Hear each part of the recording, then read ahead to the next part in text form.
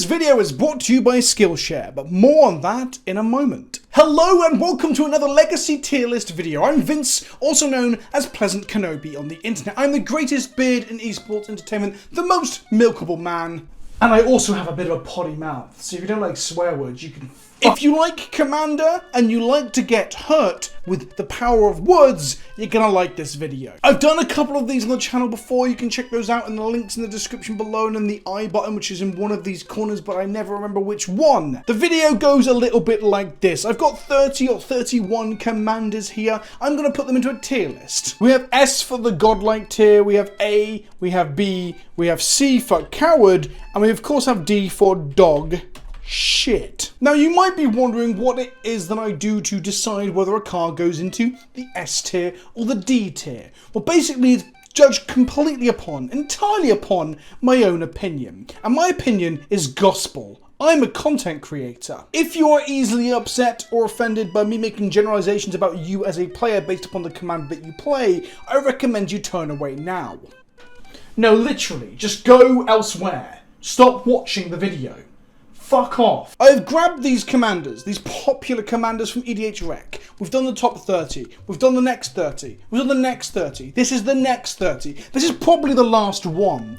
Only joking, these videos prove quite popular, so I'll probably do another one. Before we jump into it, before I start pissing on you and telling you it's raining, let's have a little talk about this week's sponsor. Before we get started though, I do want to shout out today's video's sponsor, which is Skillshare. In a world where demonetization looms over the head of every independent content that says no naughty words, it's nice for companies like Skillshare just to keep supporting those independent creators. Skillshare is an online learning community where millions come together to take the next steps in their creative journey, with thousands of inspiring classes for creative and curious people. These can range from topics like illustration to music production, right through to freelancing or web development. There are absolutely tons of classes on a huge range of topics. If you're an aspiring content creator or you're looking to up your game in terms of video production, audio, or just general content creation, Skillshare has a lot of stuff to offer, from video series by MKBHD about the whole process of making YouTube videos, right through to things on photography,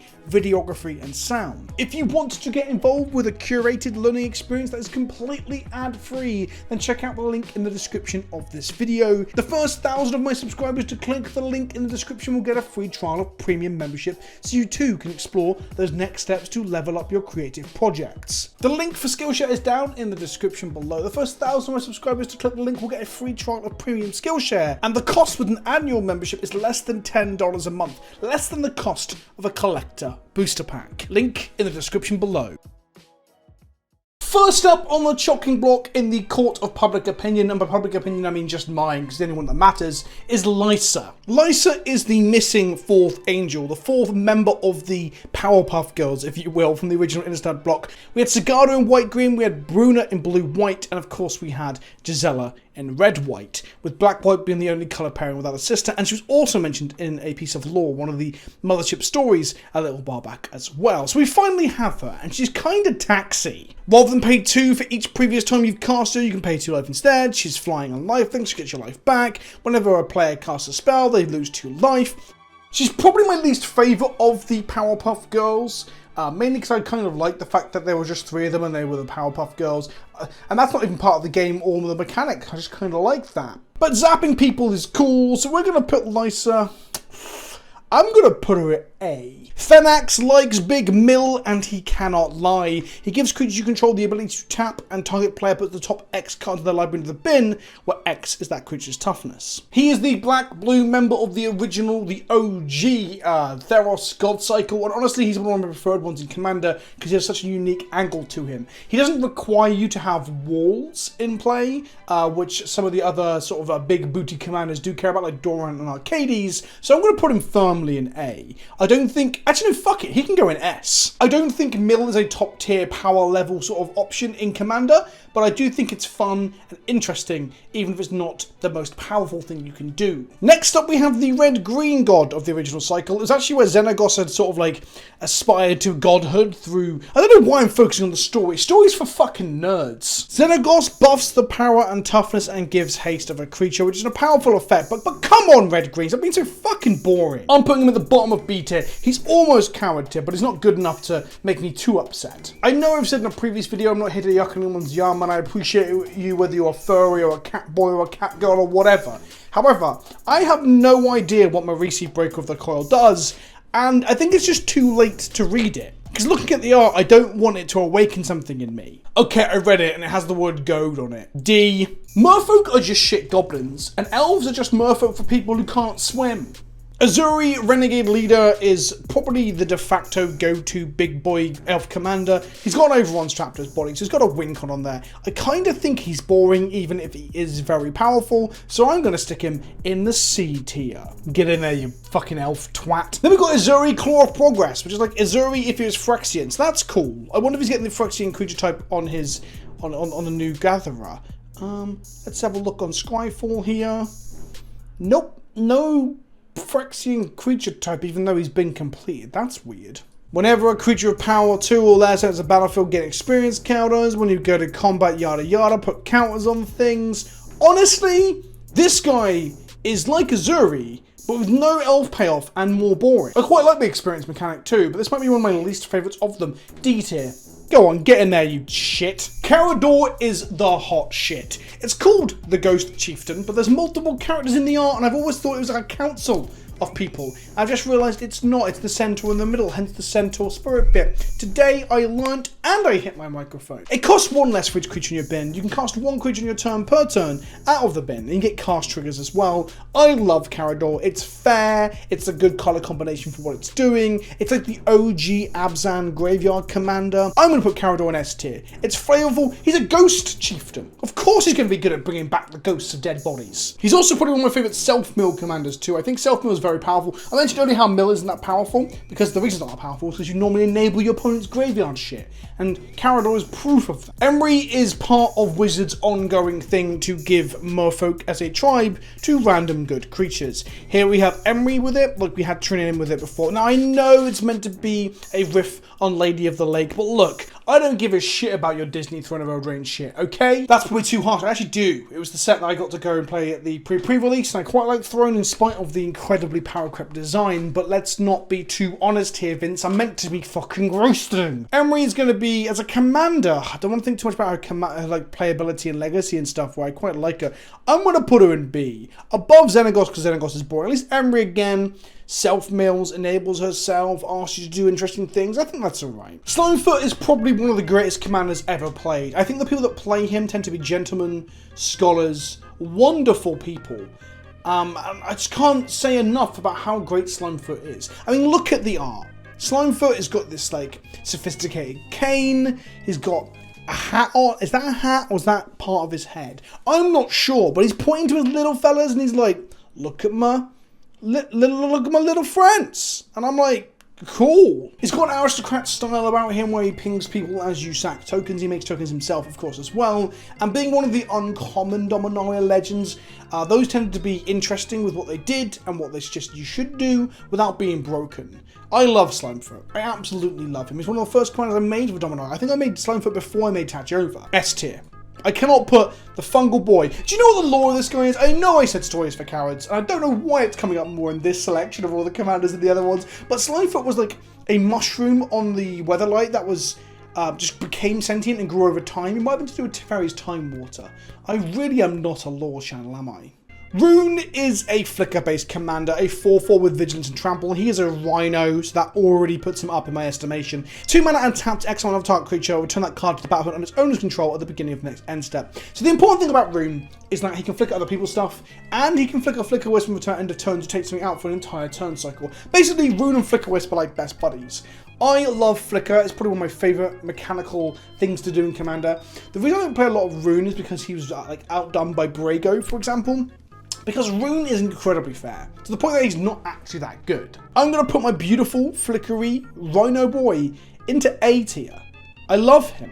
I love him. If he's a little bit more powerful, I'll put him in S tier, but he's just not powerful enough to quite get there. But Rune, if you play Rune you're probably a kind and considerate person who also likes immense amounts of value from ETB abilities. Rin and Seri feels like it should have been in Ikoria, but it was an M21. It is the dog cat commander. Keep in mind, it's not a dog cat. It's not cat dog. It's not two animals stapled together by the arsehole. Instead, it is a dog and a cat combined. The titular Rin and Seri. I believe Rin being the dog and Seri being the cat. I'm much more of a dog person. I do like cats in Magic, I guess. I don't hate cats RL, but dogs are just much, much better. It makes cats when you cast dogs, it makes dogs when you cast cats. Mechanically, I don't really understand what that means. Like, when does Rin, like thematically, when Rin meets another dog, does Seri give birth? Are they a couple? Are they breeding? I don't get it. Are they recruiting? I don't understand. It taps with Naya mana to shoot something and gain new life, shoots them for damage of dogs, gain life of cats. This card is perfectly reasonable. I quite like it. I'm going to put it at the top of B. Oh, bottom of A. Bottom of A. I like dogs too much. Nota is an interesting red-white commander for the fact that she gets to cheat bodies into play, which is something you don't see a whole lot of in red-white, so I'm going to give her some props there. Problem is, she's very, very good. Less so in Commander than she is in constructed format, that's hence the ban and historic and stuff. I don't know. Where would I put Nota Joiner of Forces? I'm going to put her strongly in mid-B. No, she's going top of B. Top of B. I can't put her too low because I think she's an interesting commander. She is... I guess there's a tension in how you build her in Commander compared to 60 card formats and the fact that you can't play too many of one of the creature types. I don't know. The couple of times I've played into Nota, Kristen has played it on the channel before, it has stomped me. So I'm trying not to let that skew me towards saying she's too good. She's very, very strong. I like her. You know what? Bottom of A. Am I being too kind today? Is it because this room is too hot that my brain is melting? Theros as a commander bugs me. It says whenever another creature you own dies, return it to your hand unless your target opponent pays 3 life, which basically means until you get into the late game where people have lost loads of life, people will just pay the 3. It's really easy just to pay the 3. There's an illusion of choice, but there isn't really any choice. It's not oppressive, it's not obnoxious, it's a cool mechanical commander for its colour identity more so than Xenagos, so I'm going to stick it in B. Xenagos is boring, Theros is okay. It's not exciting, it's okay. Sen Triplets, the second best Esper commander ever printed in my opinion, in terms of the fun you can have. I like to cast my opponent's stuff. And Sen Triplets says at the beginning of your turn, pick an opponent and you can cast cards from their hand. Now some people hate this stuff, but those people are petulant fucking children. I'm putting Sen Triplets in S tier, okay? Below Carol or slightly above Slimefam. I'm not going to put it above Fenax. I generally think that Sen Triplets has a bad rep, because people are really, really childish about people playing with their spells. If you don't like theft effects, or reanimating stuff out of your graveyard, or stealing things from your hand or your library, I generally think you need to just get good. You need to just pack it in. And this isn't me roasting, I'm being pretty serious here. You need to just get good and stop being a whiny shit. I'm being sincere here. Like, if you have a problem with people playing with your stuff, because they use a theft effect like bribery, get in the bin. Rurik Thar is everything Borba Rigmos wishes he could be. He is a 6/6 vigilant, reaching, attacks each turn because he is truly Groll, and he punishes people for casting spells that are non-creature spells.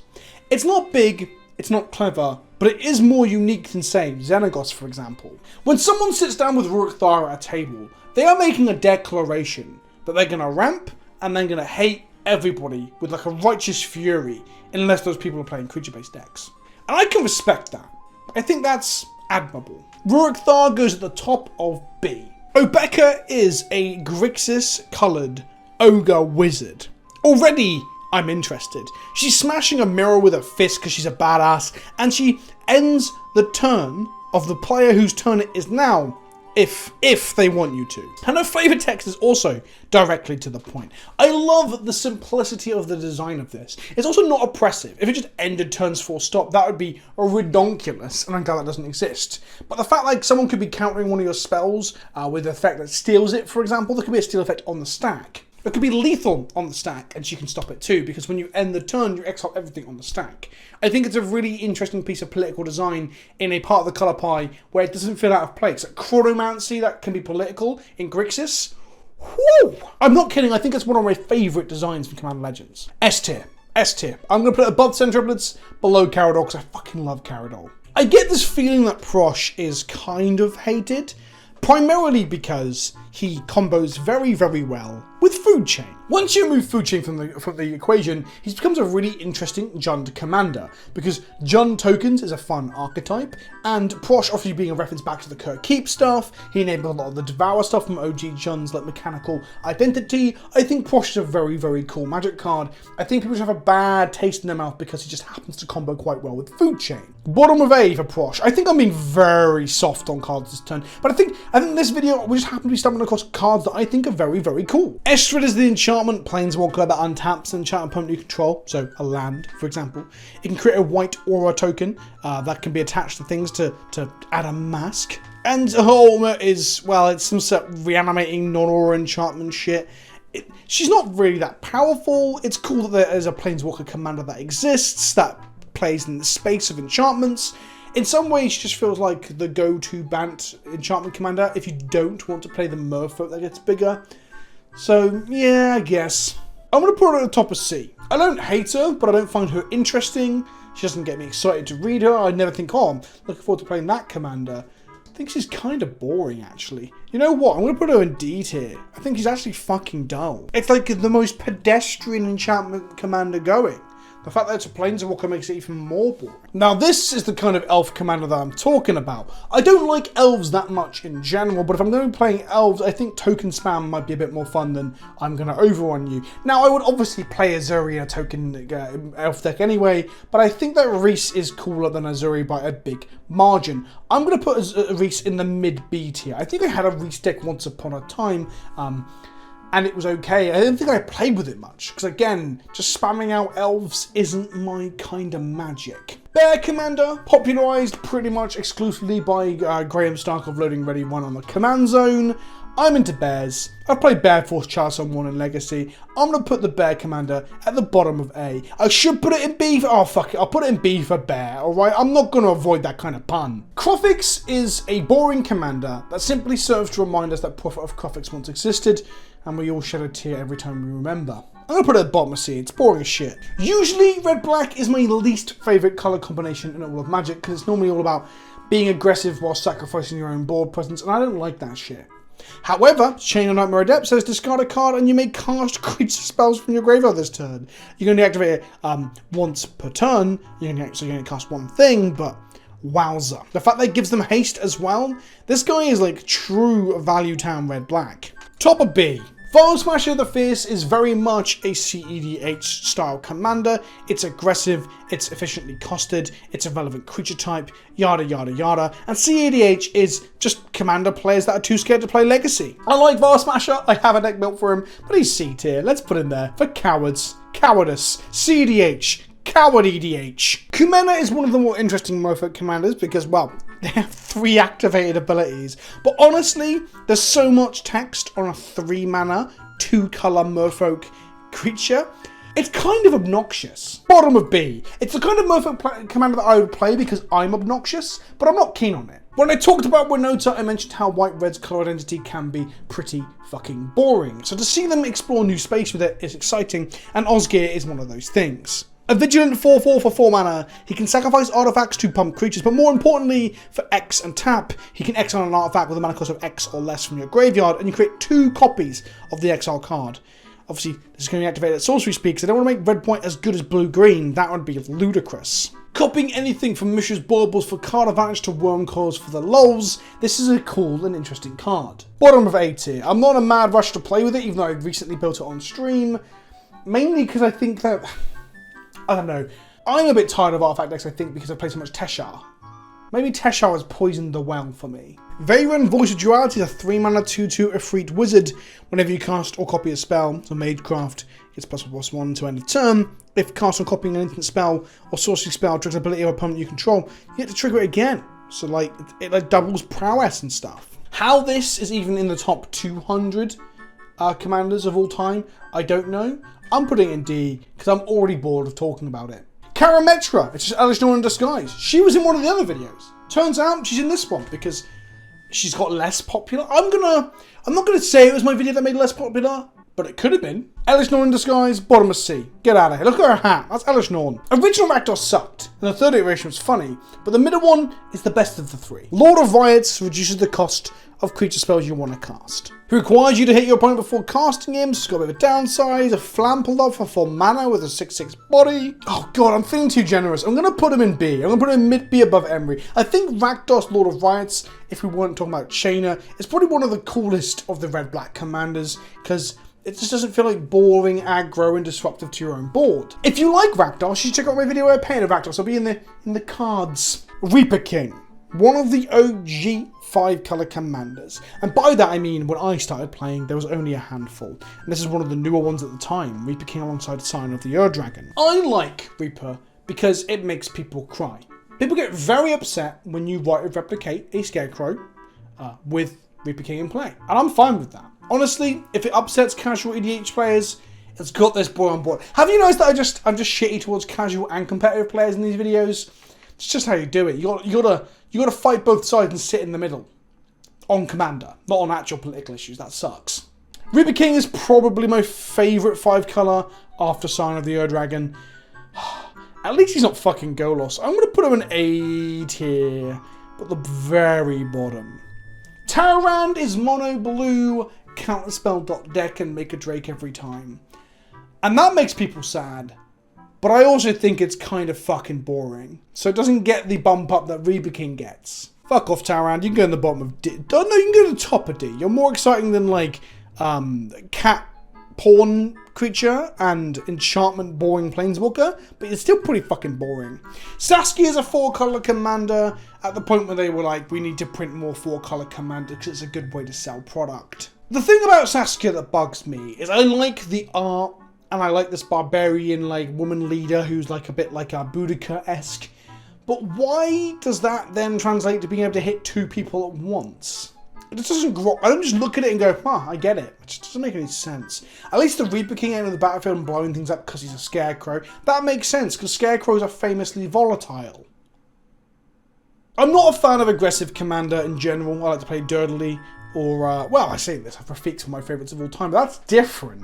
You have to attack if you attach a Sword of Fire and Ice. The law. I think Saskia's boring. I'm going to put Saskia below Vile Smasher, top of C. It's more exciting than playing like elves or shit blue-green commanders, but I'm still not that excited for it. So how do you think I did? Do you think I was just way too positive towards things like Reaper King? Does that break my previous philosophy? Is this whole thing just incredibly inconsistent and based upon how I'm feeling in the day? Like today, I'm not very hungry, but I'm incredibly tired because of my hay fever, and it's hot in England again, and I've closed the window to record. So maybe that all has an effect on how I feel about commanders. Maybe that makes me more positive, if anything. Let me know in the comment section below how you feel. Did I roast you hard? Did I roast you too softly? Where do you think I am on a scale of like 1 to bastard? Am I about a 7?